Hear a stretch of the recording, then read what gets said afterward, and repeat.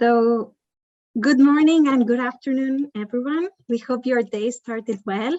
My name is Gabriela Masfarrer, and I am part of the Canadian Urban Institute, working with the community of practice of the Healthy Communities Initiative.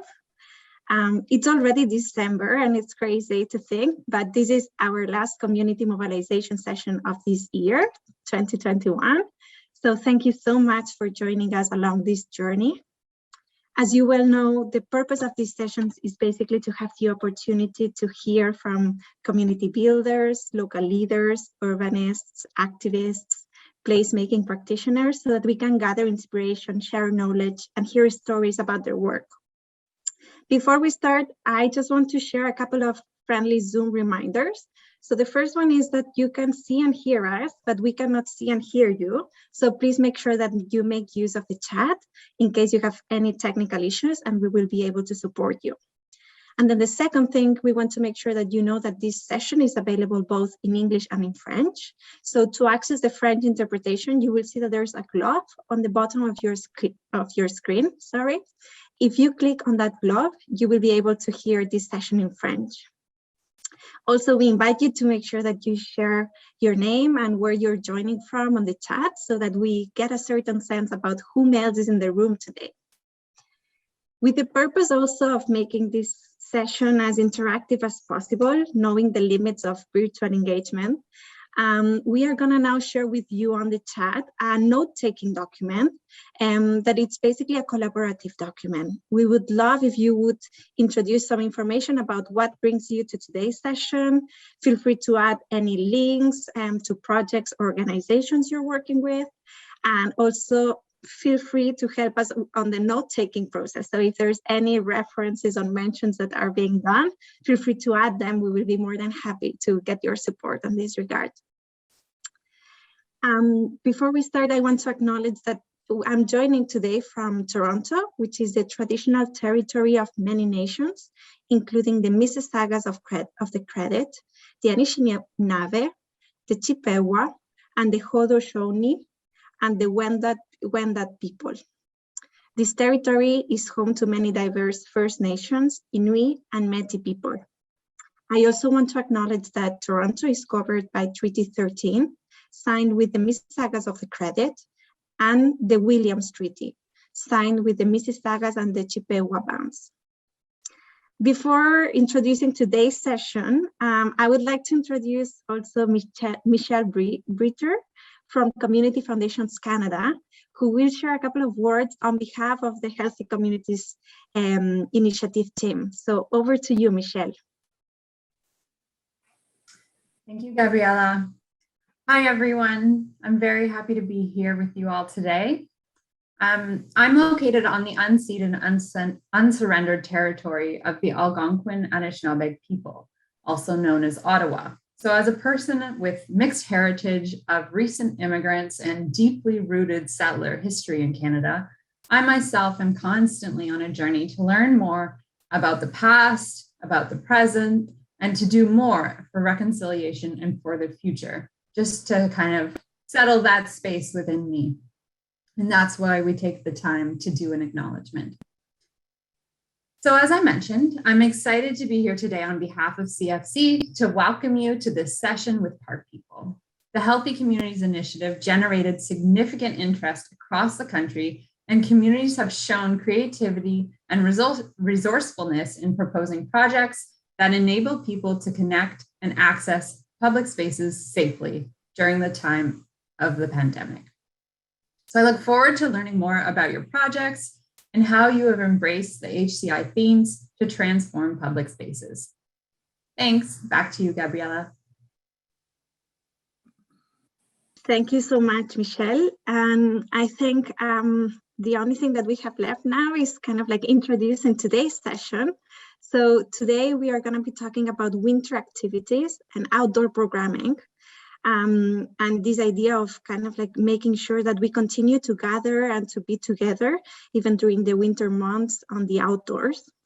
This session will be guided and led by our partner organization, Park People, as Michelle mentioned. So thank you, Steph and Rachel, for taking the lead and supporting us in the facilitation of this session. Together with Park People, we are very honored to count with the participation of 3 projects that have been funded by the Healthy Communities Initiative. With us, we have Heather Kelday, who is the Executive Director of the Nova Scotia Sea School. We also have, based in Nova Scotia, Jessie Jolimore, the Executive Director of Hope Blooms. And finally, from the town of Monsoming in Saskatchewan, we are happy to be joined by Michael Saskatchewan, sorry for the pronunciation, Michael, who is the Director of Parks and Recreation. I'm sure that they will be able to share amazing stories and bring very insightful thoughts to this conversation. So I think this is everything from our side right now. So over to you, Steph and Rachel, to get started. Great, thank you. Hi, everybody. I'm just sharing my screen here. Please let me know if you have any trouble seeing it at any point.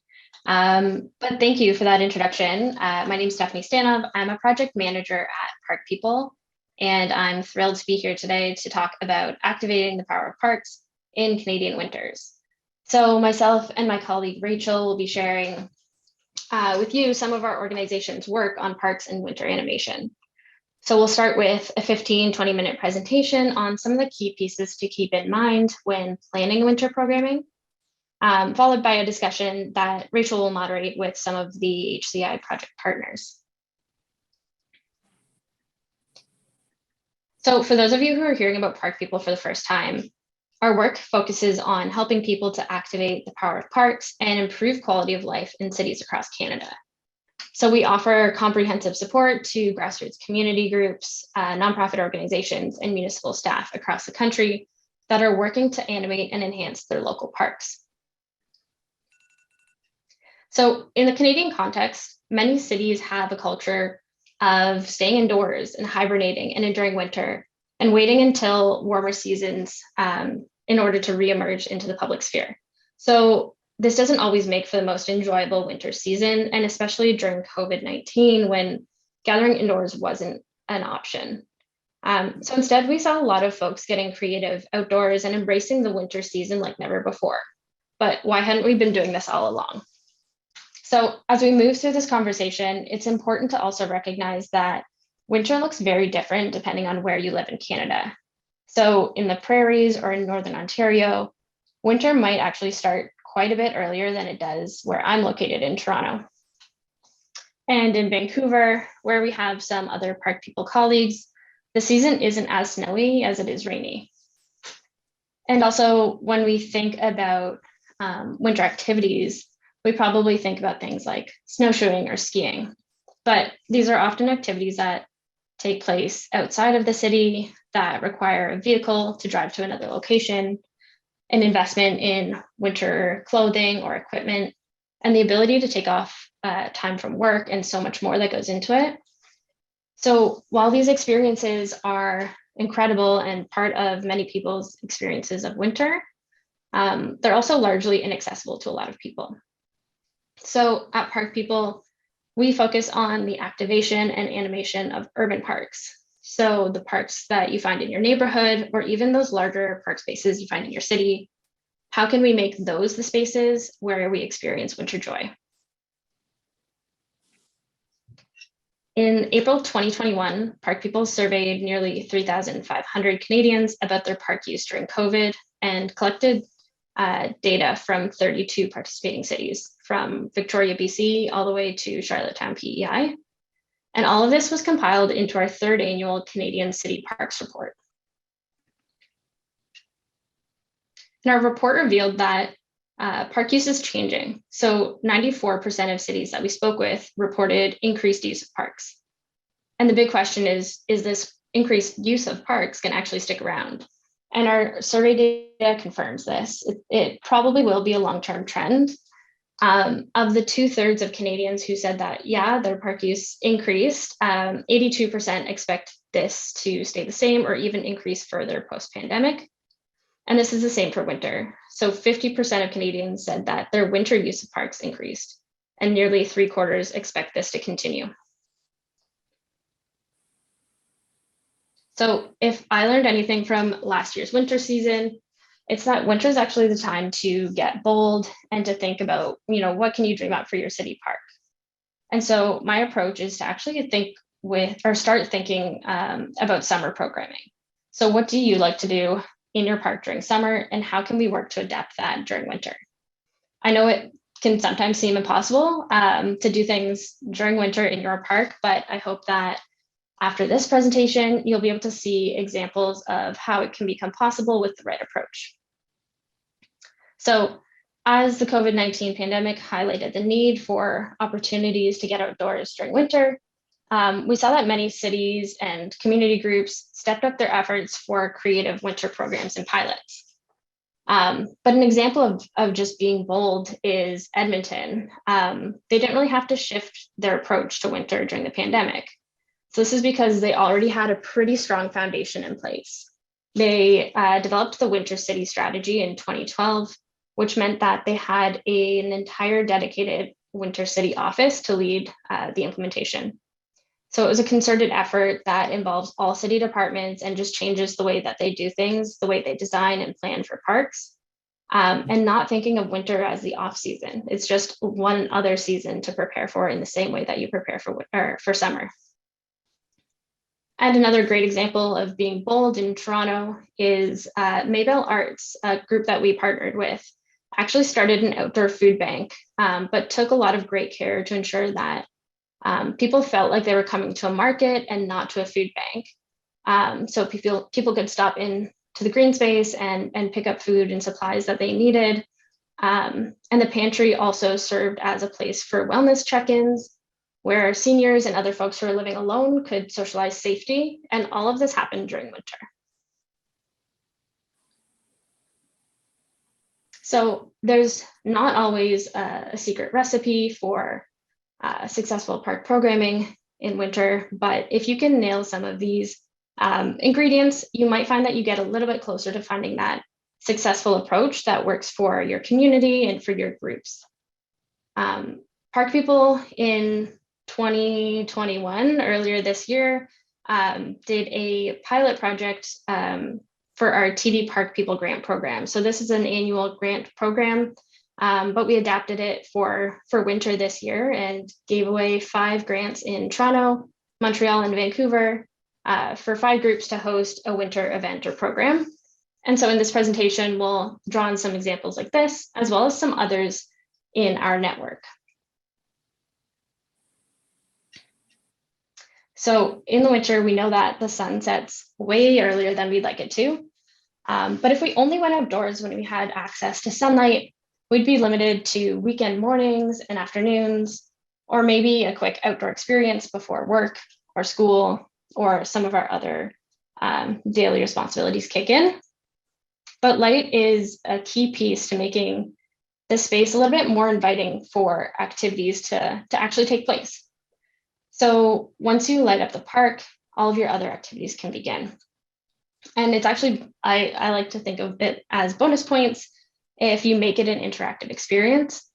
So we saw a lot of really neat light installations in parks where groups partnered with local businesses, business improvement associations, or similar organizations to bring an immersive light art installation to the park. Fire pits are definitely popular in a lot of cities as well, including Toronto and Calgary, but they really grew in popularity in some cities over the past couple of years. So with people unable to gather indoors with family and friends last year, the only opportunity was really to get outside and do it outdoors. But cold temperatures often keep people from taking that route or seeing that as an option.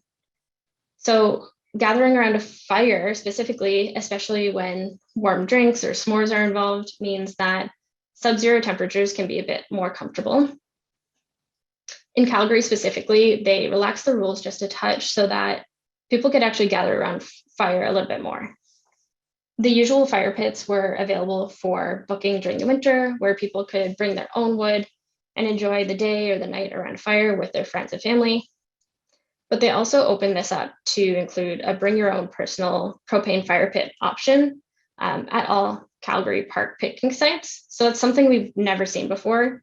And it was a really cool way to experience warmth in parks and a new way to open up winter experiences for a lot more people. So bake ovens are also a really great way to experience warmth, joy, and connection with others. So for those of you who are unfamiliar with bake ovens, they are small brick or cob structures that allow you to bake pizza or bread or butter tarts, whatever it is, in your park. So I've experienced, these really great pizza parties in Toronto where hundreds of people come out and entire neighborhoods are in the park eating together. And in one Toronto park, a tandoor oven was actually installed instead of the traditional bake oven because it was more reflective of community needs. So when these are used during winter, they can really be a place to gather, share a warm meal, and something that actually gets people out to the park in the first place, as well as making them a bit more comfortable to stay a little longer.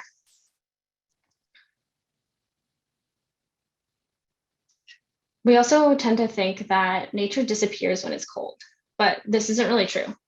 So it turns out that winter could actually be an ideal time to start your love affair with birds or a different form of nature that you don't usually engage with.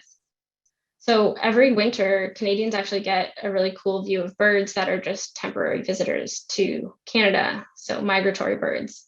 And this is a really neat experience and a unique experience that we kind of overlook. In Toronto, one of our TD Park People winter grant recipients was Friends of Sam Smith Park, and they usually host nature walks, a bunch of outdoor-based activities. But because of COVID and because of winter, they hosted a Facebook-based photography contest where the winners were selected by the online community. And so this really encouraged folks to develop a sort of routine of getting outdoors during winter on their own or with their families or sort of social bubbles, even when the group was unable to host shared winter walks like they usually would. And this same sort of idea goes for all sorts of winter nature experiences. You can still go on a nature walk, even if even if nature looks a little bit different. So if you're someone like me who likes to identify different species of trees along your walk, you can be challenged by a new adventure in winter tree identification, which relies a little bit more on bark texture or branch structure instead of leaf shape alone. And some bonus points, when you're moving your body on a nature walk, you stay warmer than you would just standing in place. So you can stay out on your adventure quite a bit longer as well. So if you grew up in Canada, you can probably recall a certain fearlessness about winter. You put on your winter gear, you bundled up, you went outside with no concerns about being too cold or too wet or too uncomfortable with all your bulky clothing. So this allure of playing in the snow as a kid definitely overrides, the allure of playing in the snow and experiencing joy of winter overrides all that sort of extra discomfort. So how do we get back to finding our inner child again? We saw a lot of really great groups for the TD Park People Winter Grants program who came up with activities for kids, but people of all ages were encouraged to get involved and they really embraced that. So one of our grantees, Fairview Park Ice Masters, is a group that traditionally manages a neighborhood ice rink and hosts a massive winter fest each year. But instead, because of COVID restrictions, they pivoted to hosting a neighborhood scavenger hunt where families had to seek out different curiosities around their community in order to win a prize from a local business. And people really embraced that, even as it was super cold, super snowy, whatever the weather threw at them, they were able to get outside and just have some fun. And just remembering when we're getting outdoors and want to embrace that inner child, that movement keeps our bodies warmer and allows us to stay comfortable outdoors. So the approach that adults, myself included, that we take and just, standing around and watching kids play only makes us a bit more miserable in the cold. So if you're able to and you're willing, definitely try to get involved and you'll find that you'll be a bit more comfortable. And as a final example, I'd like to share a really neat event style that we saw again, through our TD Park People Winter Grants pilot, the Coalition des Amis du Parc Jarry in Montreal gave Christmas trees a second life through the Ephemeral Forest Project. So you may be familiar with a pumpkin parade event, maybe not. But if you're not, a pumpkin parade is when on November 1st, so the day after Halloween, the neighborhood is invited to bring their jack-o'-lanterns to the park and light them up again for a last sort of hurrah, and line them up on a walkway for the entire neighborhood to enjoy. So everyone gathers, does a walk through the park and checks out everyone else's jack-o'-lanterns.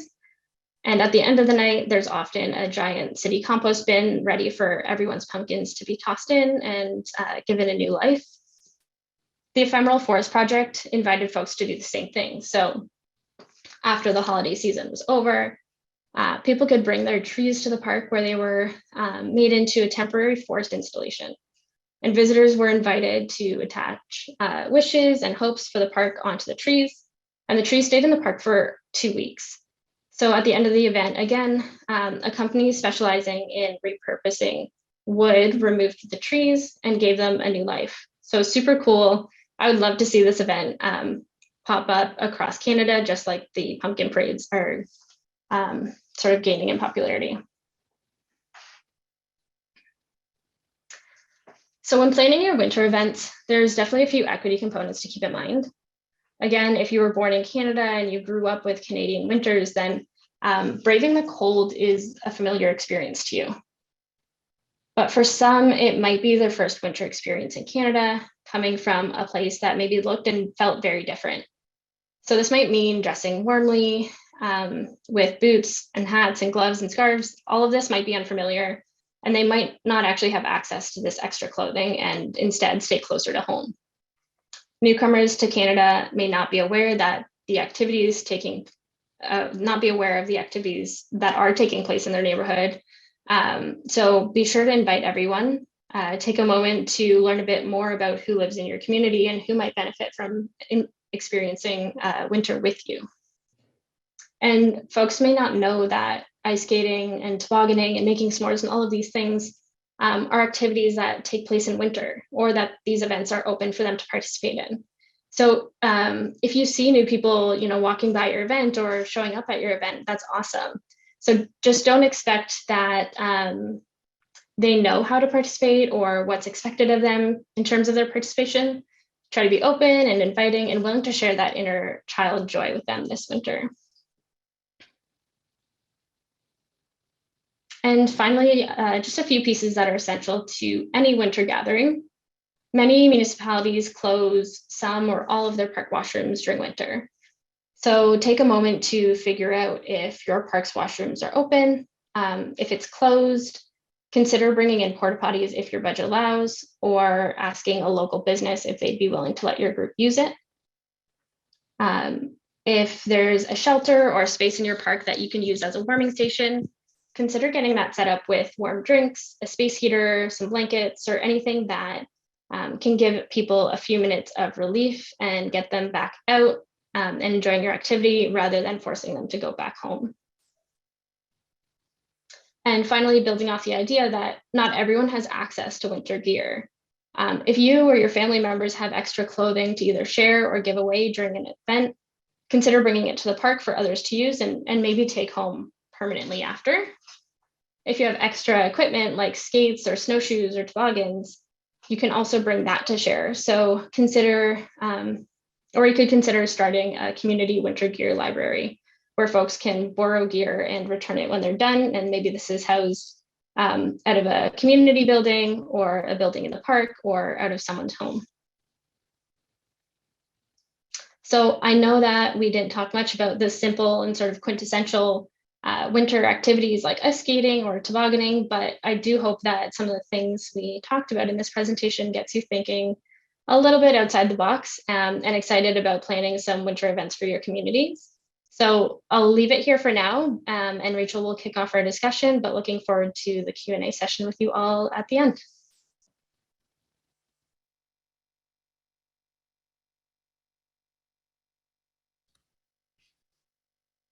Great, thanks so much, Steph. I'd invite Jesse, Mike, and Heather to turn on your cameras and join me.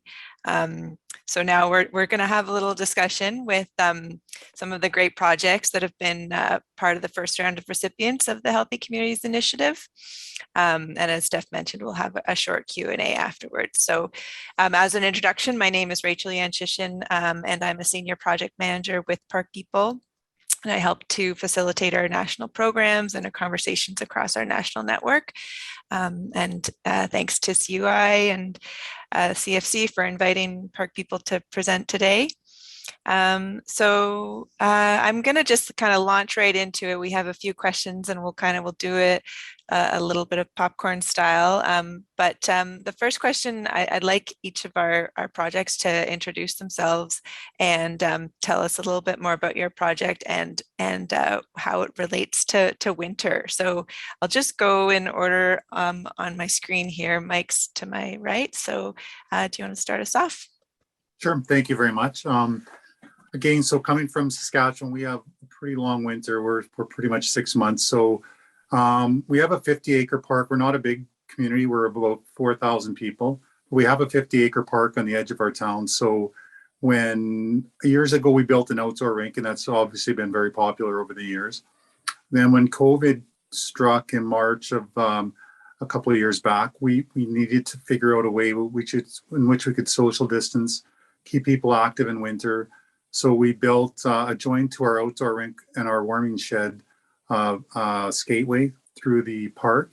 So it was about a quarter-mile skateway through our park, and that went over fantastically. There were lots and lots of kids, lots and lots of parents, and even grandparents out skating on the skateway, able to keep their distance and do that type of thing. So obviously we've seen a lot of opportunity for that.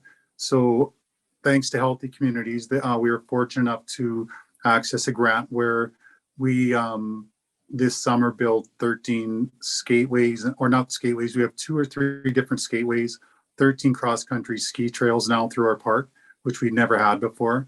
So they all lead from our warming station. We have, we're fortunate enough to be able to put the tracks down, and then through another program, we were able to purchase skis and boots and so forth. We already have a skate program where we have skates available to the community free of charge. So really for us in our 50-acre park, in winter, it was mentioned earlier, sometimes those winter facilities or those facilities in winter just become docile. So, and that was really the case for us. We had a skating rink, we had a convention center and a sportsplex, but the major part of the park was unused. So now with this grant and with these opportunities, we're able to use the entire 50 acres. You can ski, you can horseshoe, you can skate in the skateways, use the outdoor rink, all those different things. And the nice thing is we were able to offer people skis, horseshoes. We're able to offer skates, all those kind of things. So there's no cost involved for the different participants. So it's worked out fantastic, and we're excited again for this winter to do it again.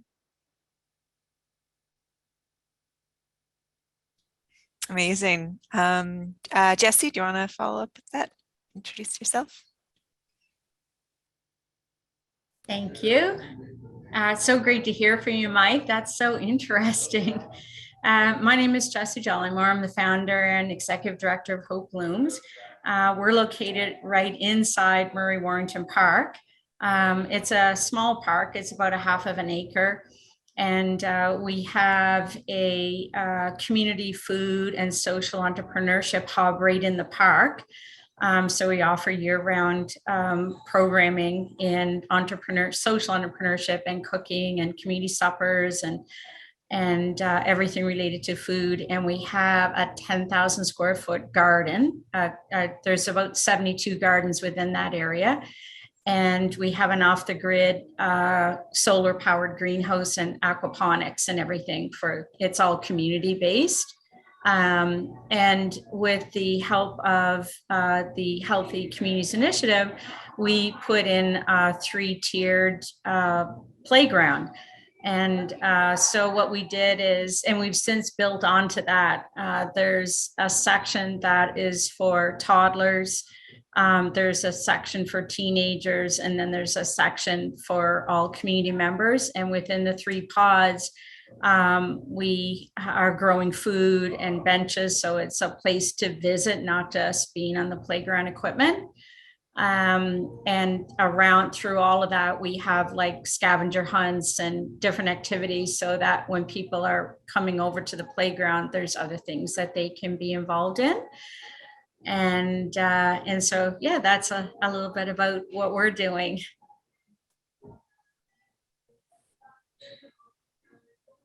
Okay, great. Thanks. And the programming runs through the winter, Jessie? Yes, we're all year round. And so in the winter, we focus everything around food. So we'll have outdoor cooking events, the outdoor scavenger hunts through our gardens and through the park. The kids absolutely love it, even in the middle of the winter. We show movies even in the winter. We have a space here, so it's outdoors in the afternoon, and we serve hot cocoa, and people can get warm inside of our. Our space is 3,000 square feet. The community kitchen that we have here, and so yeah, we're very active through the winter, but it's a combination of inside and outside. But we're 12 months a year, and it's 5 days a week. Great, thanks.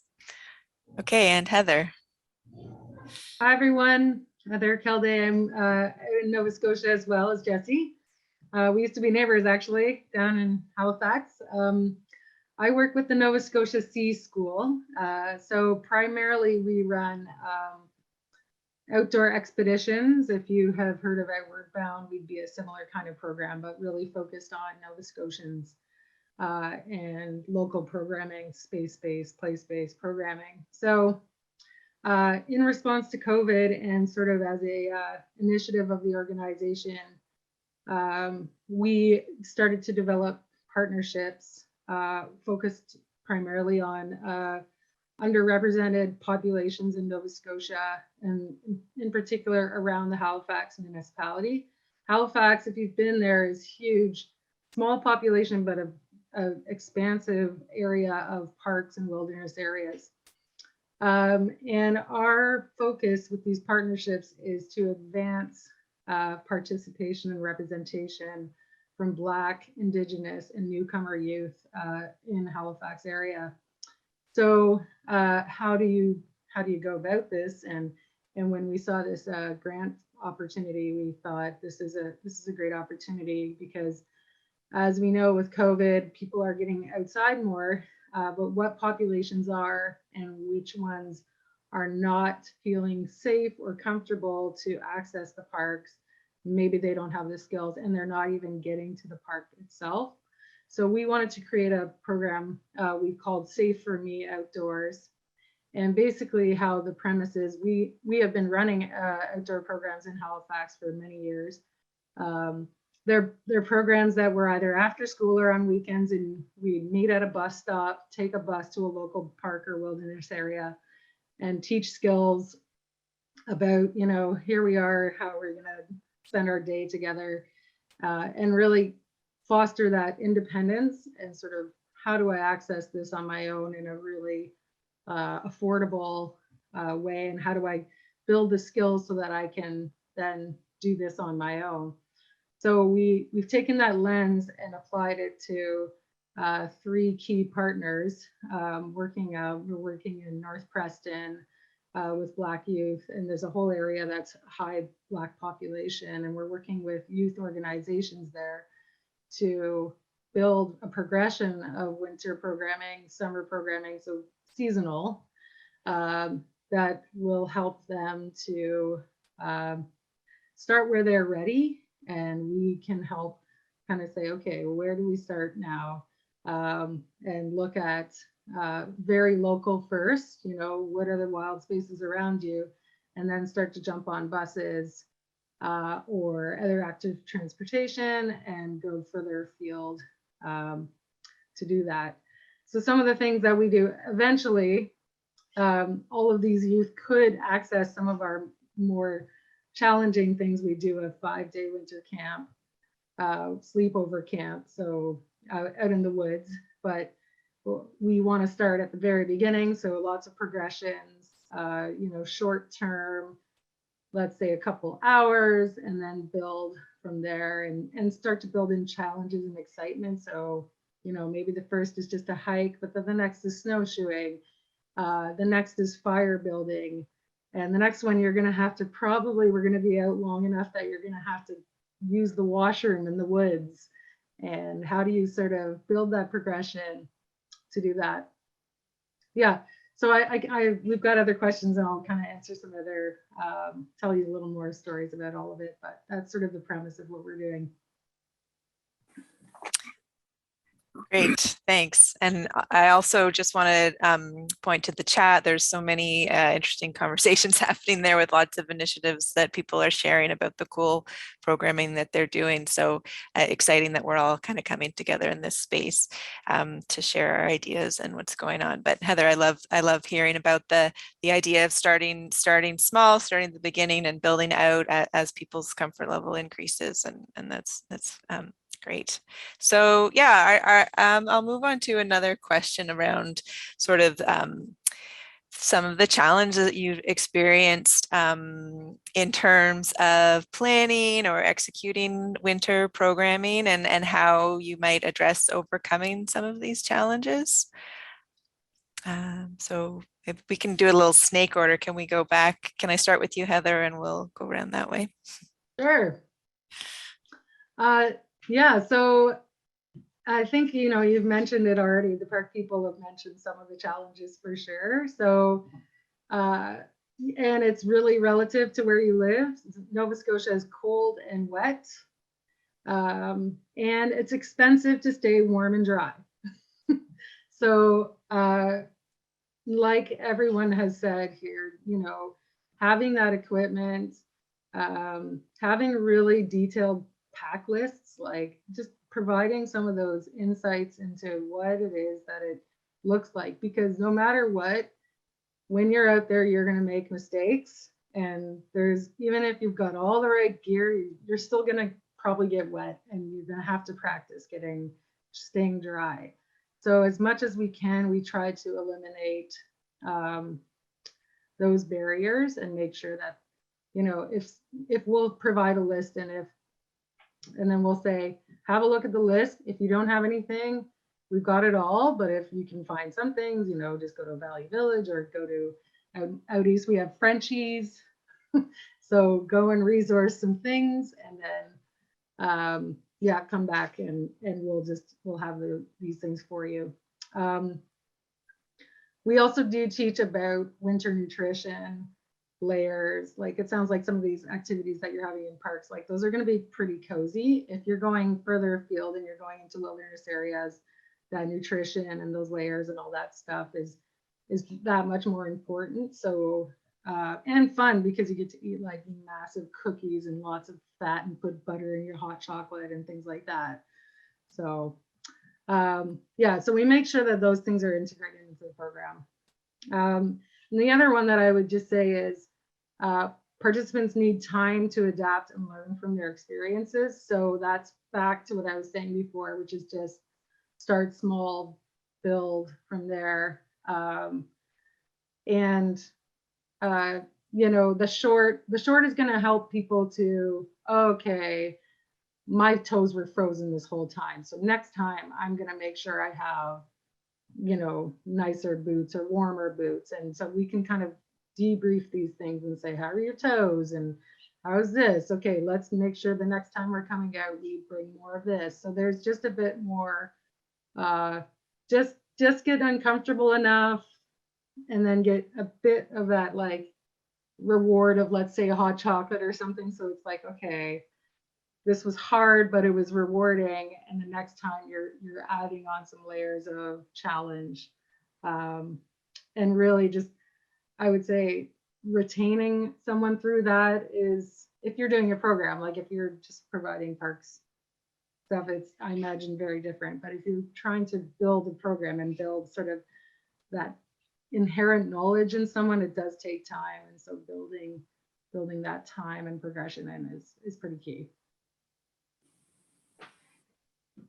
That's it. Great. Jesse, do you want to answer this one around challenges?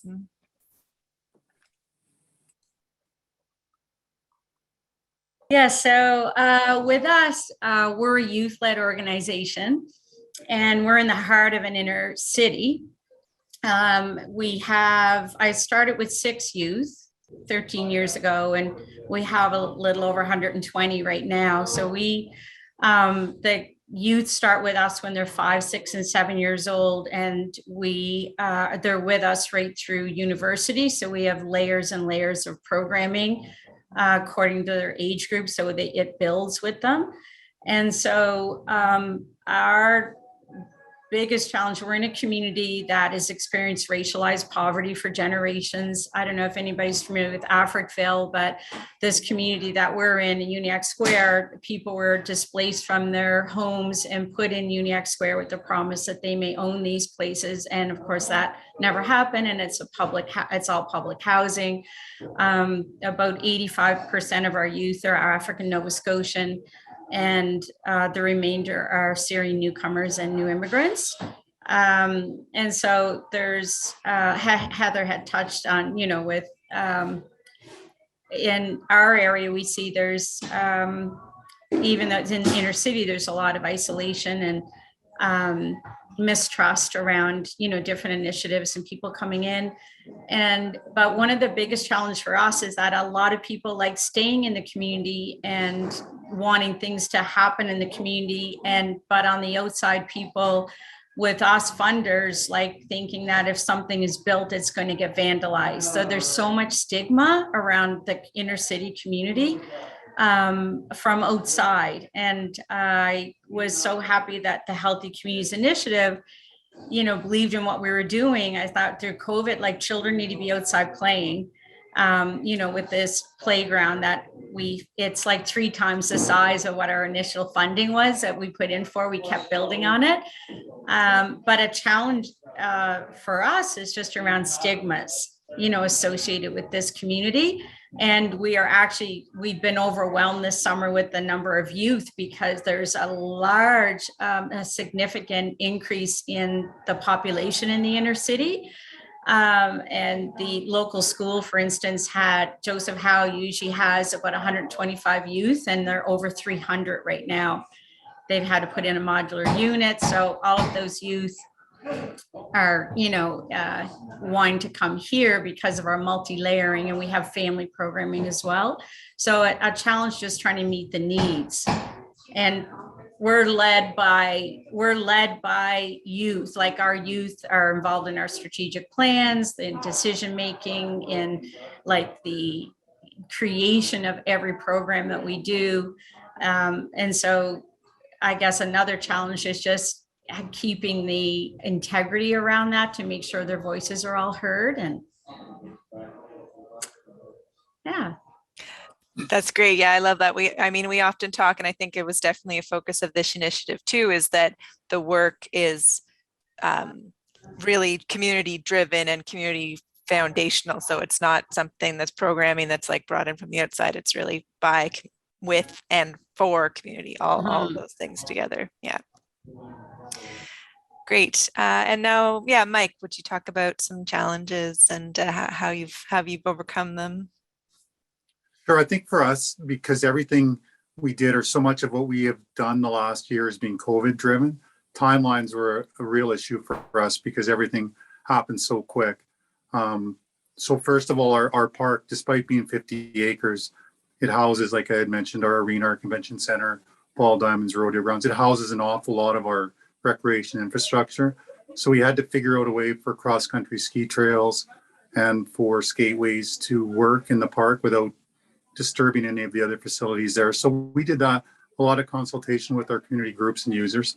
We did some community rec planning, and we spent probably, because it was summertime, we were fortunate enough to be able to spend 3 or 4 months planning everything. So everything's kind of fit in now, and it's actually worked in a way that we're able to offer the ski pass as walking pass in summer as well.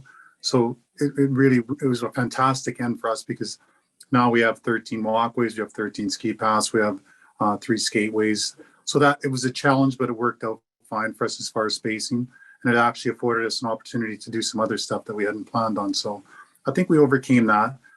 Second thing for us, obviously, again, was economics, because everything happened so quick. So for us, we had to figure out a way to, obviously, to pay for some of this stuff. And again, Healthy Communities was so great for us. But we were able to do some stuff and access some other funding to be able to put the pathways in to do all that work. But we also wanted to make sure that we didn't make it unaffordable for users. We do have a lot of people in town that take part in hockey and curling and those type of things. But there are some people, I think, especially in our area through COVID, that we're finding money issues. So again, through skate donations, I think others have talked about it through other programming to buy skis. We've had donations of skis. So we do have programs in place where people can book free of charge the equipment out for the various different things. And then the final thing was obviously buy-in. You can, I think someone else mentioned this as well, but you can build programs and you can build facilities, but you still need the community to be engaged in it. So we came up with plans. We've had Christmas days where we had it out at our skate paths, where we had Santa out there. We've had sleigh rides through the park where they'll see the cross-country ski paths, and Valentine's Days events and things like that. So we were able to get people out and engaged in those facilities and see those facilities. And certainly it's been a real blessing for us to have more daily users using those different places. So I would say those were our three biggest challenges. I think we found ways to get around them though. That's great. Thanks. Yeah. And I really appreciate what you're saying about, making these events and these programming as inclusive and accessible as possible by kind of eliminating some of those barriers, offering things like free skates and programming for all. So that's great. Thanks for highlighting that. Move on to the third question, where we're looking at if you could talk about an inspiring story about your winter outdoor experience or the activities and how it can change people's experiences and lives. So I'll let maybe someone volunteer to speak first to talk about your an inspiring story. I'll go first, and I'll be real quick, and then I'll pass it on. But the coolest story for us with our skate path, we had an 80-year-old gentleman who hadn't skated for 50 years that wanted to skate with his grandchild. So he came and got one of our donated pair of skates, and between that, it was like I can't remember, a 7 or 8-year-old grandchild, 80-year-old grandparent, and they both kind of walked along the skate path. But it was heartwarming to see them out there in winter enjoying that, because again, through COVID, they hadn't had a chance to see much of each other. So for me, that was the one that stands out. I'll go next. Thanks, Mike. Yeah, so I guess inspiring story for us is seeing so many people coming into the park when we put up the playground equipment. So, and I said, like, with 3 different levels now of it, is getting to talk with some of the moms, that there's so many new immigrants that also in the community, and getting to see people connect across barriers of language through interactive play, with their children playing with each other and things, and they're just connecting. And I just think that having those spaces for people to come together and connect, especially when they're new to the country, and that it's really wonderful.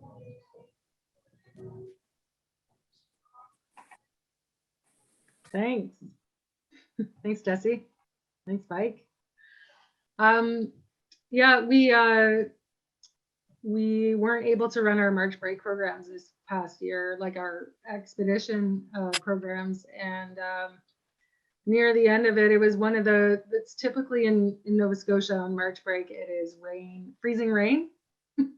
And we got a photo sent to us from a group of youth that are alumni. So they started, and this is where I talk about progressions and how long it might take. They started when they were 11, and it was 4 girls that have been in several programs, including this year-round program with us for now 6 years. And it was a photo of them, and they had just completed a 3-day, 2-night hike around this pretty complex area. And we knew that the conditions were miserable. And they're just beaming smiles, soaking wet, freezing, just having a blast. And that's totally like, it was totally their initiative. And they just sent us a photo to be like, we had a blast. Thanks for all the skills you helped us develop over the years. So that was a highlight in the depths of COVID to see that that sort of transfer of initiative had happened for them. Amazing. 6 years from now. No, it's fantastic. Yeah, those are all inspiring. I love hearing about the intergenerational stories and the cross-cultural barriers, and then that progression again, like the even just, yeah, those smiling faces, and that can make all the difference. And thank you for highlighting like the time, you know, it takes time. These things don't just come about instantly by magic. It takes like time and effort and hard work, and all you folks are putting in that work, and the folks in the chat as well here.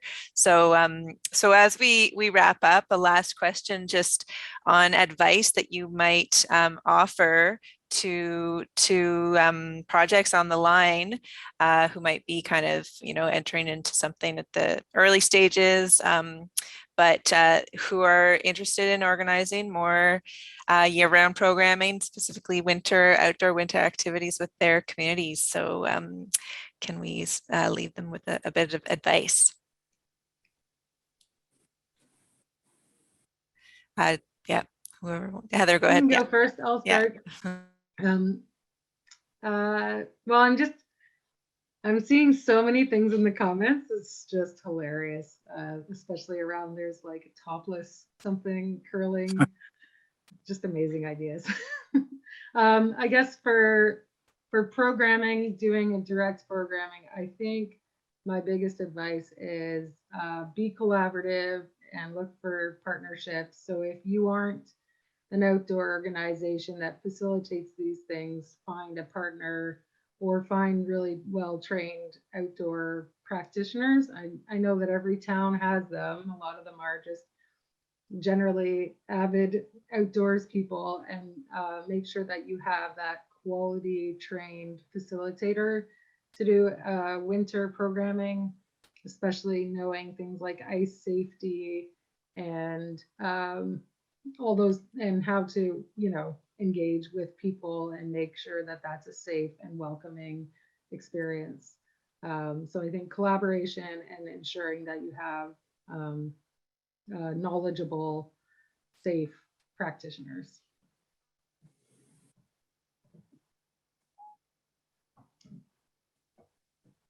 I can go next. I think the first thing I would think, and I wouldn't have said this before, but just listening to the other presenters, they're fantastic stories, and I maybe spending more time listening to stories of other places around Canada and what they're doing, because those are cool stories, both of them.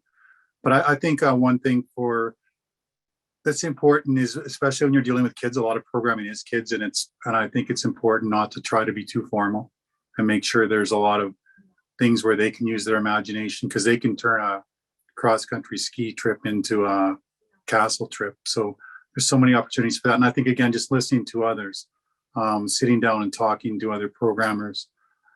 And again, now that I listen to our two presenters, they're great stories. So that would be my advice.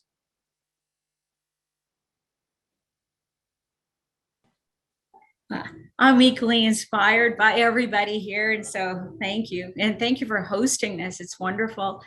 For us, it is all about bringing the imagination to life, and so it's very important for us to have children's voices heard, and you touched on this, Mike, too, and to actually make it happen. So what we try and do is provide a lot of nutrition to the soil, and then the youth bring everything to life. So they're they're starting to come in now from school.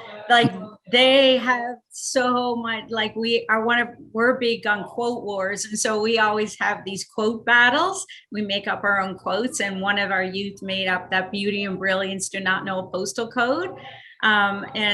So what I make sure and do is provide lots of opportunities for discussions, to have them in very non-formal ways, and then to make things happen. So we have 3 youth-led social enterprises, but we also have like a dozen other more social enterprises that are short-term. And the youth are with the goal that the youth are change makers in their community. So Healthy Communities Initiative paid for half of the playground. The youth raised the other half through our social enterprises. And I got a plaque and put their names on it, and it's in the playground for them. And they just finished building a basketball court in the community through their hot cocoa business. And so it's very important, I think, to have those opportunities for youth to be engaged in ideas for the winter, well, for ideas in general, but also to be able to act quickly, and that's what we do. Is like we're very reverence, like have a lot of reverence for children and their imaginations, and making them come to life and be the leaders in their own communities. Awesome. Thank you. Yeah, some really great points to pull out there, the value of partnerships and how important that can be to strengthening like projects and bringing those to life. And I hear also sort of like the flexibility of not being completely tied to one outcome and being open to the idea of pivoting. We've all become familiar with that concept this year, that's for sure, but just to being open to other stories and perspectives, and also to adapting to like responding to community needs and what's happening. Like kids are definitely the best example of this. They'll take a cardboard box and turn it into a castle, or even if you say turn it, a fridge goes in there, they can be like, well, actually, I don't think that's what it's for. So anyways, I just appreciate that flexibility and creativity lens when thinking about this sort of programming. So I want to thank you again for your time. I know that everybody's got busy schedules and lots going on. So I will hand back over to the CUI folks. So thanks again, Jesse, Mike, and Heather. Really nice to chat. Yeah, likewise. Thanks, Rachel. Thanks to all of you. Thank you so much. This has been such a fabulous session so far, and we're still not done. There's been some great questions to follow up with you in the chat, which you may or may not have answers to, but let me run some of them by you. And if not, I'm sure that we can do some more research and see what we can find out. I'll go back to the beginning, which is where there was a question from Allison about the bake oven in your presentation there, Steph. She said it was very intriguing to her, and she did a little Google search, and someone else put another link in the chat. But do you have any information about the cost? Would you have any ideas you could share in terms of costing, or ideas of where to look for more information? That's actually a really great question. And I think the link that was shared is the same one. I'm just going to pop again into the chat here. It's a Toronto-based, it's to hosts and panelists, hold on, to everyone. It's a Toronto-based resource, and it has the list of bake ovens in Toronto, but it also has information about oven construction, regulation, and all of that. So I don't personally have information on cost, but maybe Rachel has a bit more insight. And I do believe that a lot of these bake ovens that were permanently constructed in Toronto parks were done sort of in collaboration with the City of Toronto. So I do believe that there is some sort of collaboration in funding and cost covering there. And I do think that a lot of these tend to be sort of low cost solutions to things like this. So it's not, you're taking some raw materials like bricks and coming together and building it as a community. Rachel, do you have any more insight there? Yeah, I mean, just that there are different examples in many cities. So Allison, maybe I'm not sure where you're located, but you know, the photo that Steph had is a group called Friends of Regent Park in Toronto. But I mean, in Nova Scotia, I know there's the Park Avenue Community Bake Oven. I think they you know, a lot of these places, these community groups are always happy to kind of share stories and resort and, you know, what they can. Yes, I think Heather's thrown one about Wolfville, and so and they come in all shapes and sizes, but I definitely encourage you to look more into it. Yeah.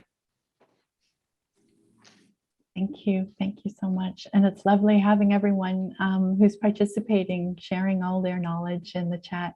We're continuing to record that on our shared doc here, and thank you so much for adding those links.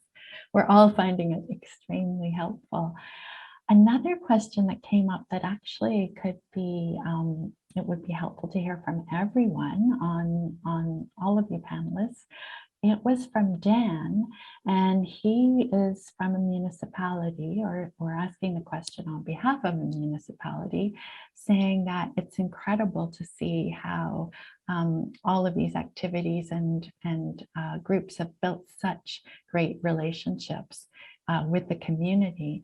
And he's saying, any suggestions from each of you on how a municipality can foster and build community participation? So is there anyone who'd like to start us off talking about that? I see Mike has his mic turned on, so is that I can guess actually. So in Mooseman, we're very fortunate. We do have an absolutely fantastic relationship with our business community, our corporate community. We have a group in town, the acronym we use is REC, and it includes recreation, economic development, Chamber of Commerce, and community. So we have actually a formal board that meet, and there's representatives of all those different groups where we plan different events. We do different things for the Chamber when they're having events. They do things for us when we're having events. They certainly help us when we're looking for funding and that type of thing. So it's something that we started about 5 or 6 years ago. Certainly brought all 4 of those groups together. And then the bottom line for that, the community part of that, is if there is an event in the community, they can apply for help from us. So they'll come and sit in our meetings, and we'll help them plan, whether it's building, whether it's hotels, whether it's financing, all those different things. So that's something that's worked for us. So the partners, again, were recreation, economic development, and Chamber of Commerce and community. That's great. Yeah, that's great. And can you talk a little bit about how you were able to make those relationships strong? Like, do you do them personally? What would be a tip that you might offer a municipality who's trying to get better, stronger relationships? I think for us, again, the thinking was there was benefit to each one of us from the other group. So it was easy actually for us. We started out fairly informal, but there was obviously some things when we first started to meet. There were things that the Chamber could do for the REC. There were things that economic development could do for REC. And I think everybody understood that. There were things REC could do for them. And then as far as the community goes, that was the big one. I think that was the buy-in. But when the community realized the things that this group could help them with. And the other nice part of here, I'm not sure how big the municipality was, but we're a smaller municipality. So volunteers are important. All that kind of help is important. So we were able to, what happened was if there was a community group that wanted to put an event on that didn't have the volunteers, we could offer them the volunteers as well as the other advice and expertise and so forth. So for example, if there was a group that wanted to put on a festival, we would go to the Chamber and say, we need 20 workers at this festival, or they're not going to have this festival and you're not going to have the economic impact. So it was really circular for us. So I think everybody bought in, and it really does work, and everybody does have a role to play and an impact in each other's business.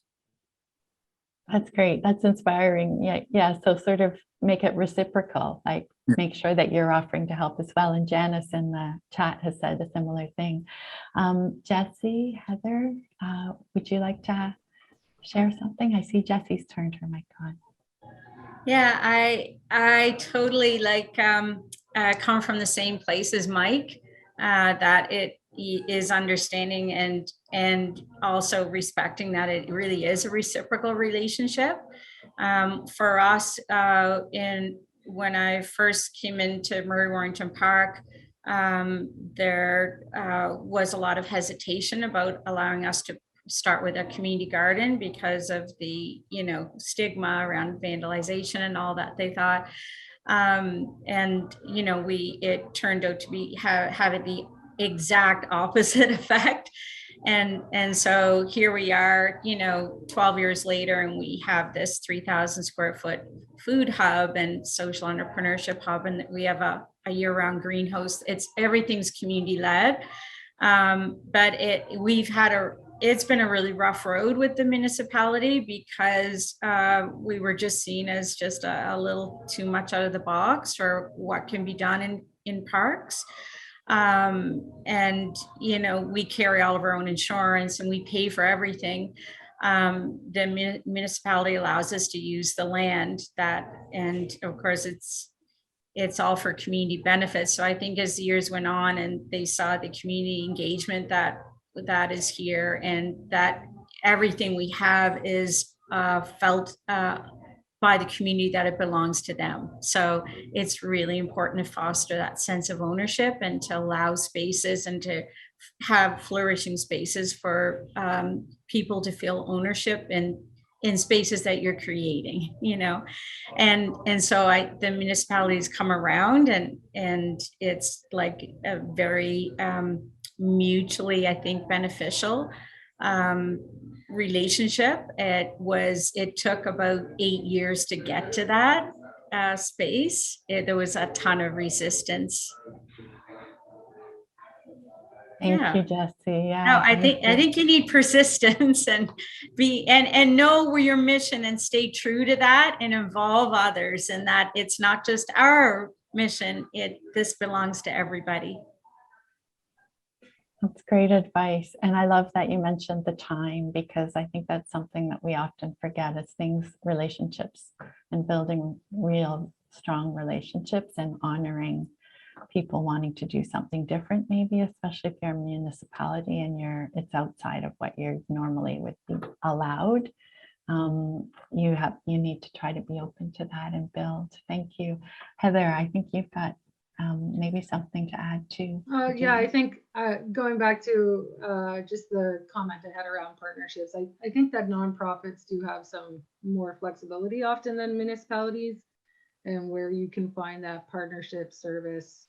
I mean, if you're doing a program different again than a park sort of service drop-in kind of thing, but if you're putting together a program, there are ways that an organization, a nonprofit, can leverage funding, donations, and has more flexibility to do some of the things that you might not be able to do from a municipal perspective. But what can you do as a municipality? What kind of in-kind can you do support, and what can you leverage just in terms of capacity, because that's where nonprofits fall short, is usually in human capacity. And so a real long-term partnership to build that program over many years has been successful for us with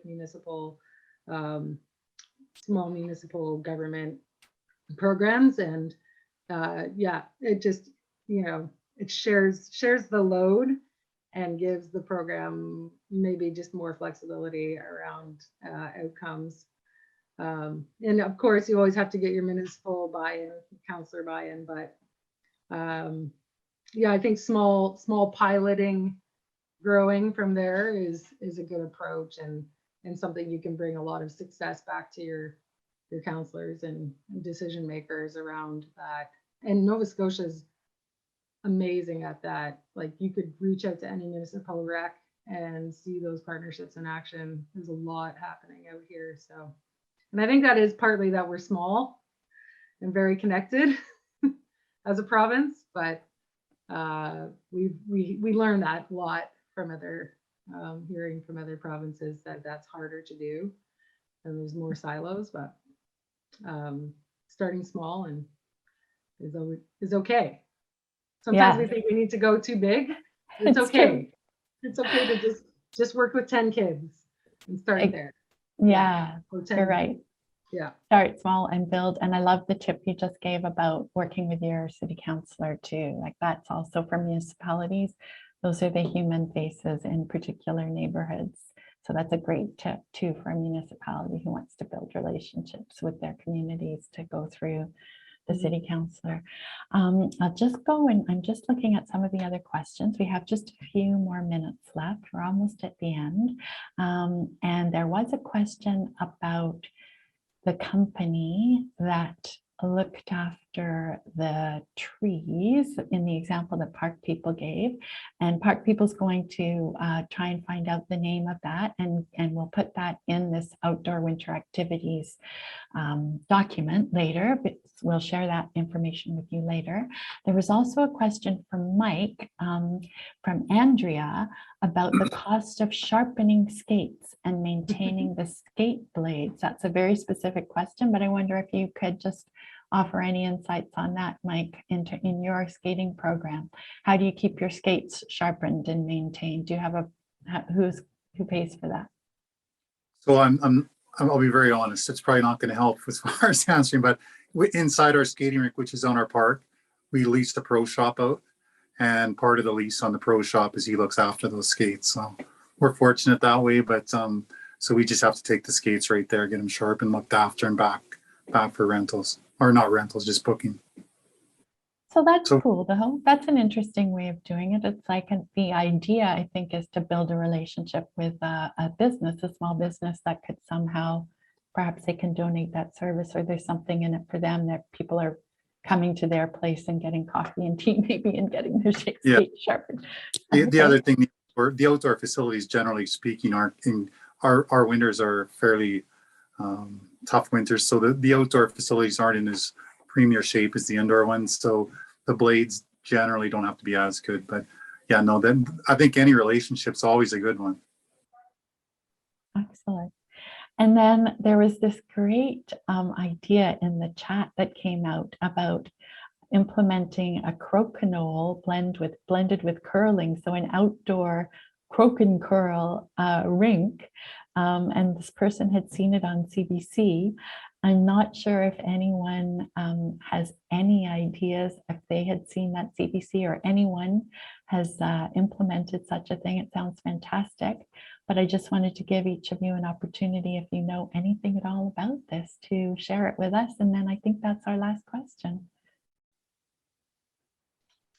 So I've seen the croak curl format. We have a shipping container market here in Toronto that has a really fun croak curl, rink, and it's very popular. But I haven't personally seen it in any, parks or community spaces. But I wonder if, just building a traditional natural ice rink in a park could be adapted to that sort of format. It would require a little bit of extra equipment and extra creativity to get lines and, whatever equipment you use to shuffle the pucks along. But I'll add a link in the chat for Park People's resource around building a natural ice rink for folks who maybe haven't ventured that far into, doing the hands-on work in their park. So and I'll let anyone else jump in with any other insights.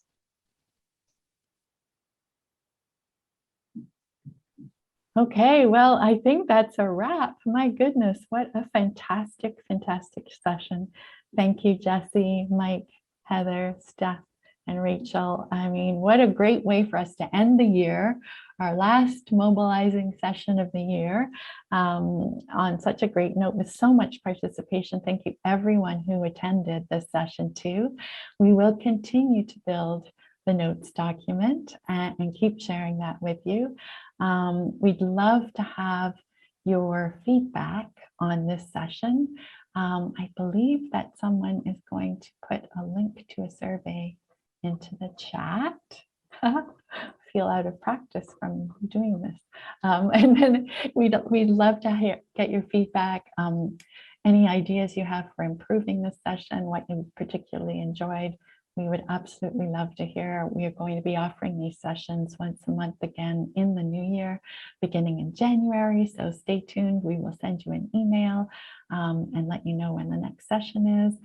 We hope you enjoyed it as much as we did, and we'd like to wish you a lovely break over the holiday season, and we look forward to everyone having a great start in the new year. So thank you all. Thank you so much. We'll see you in January. Thank you.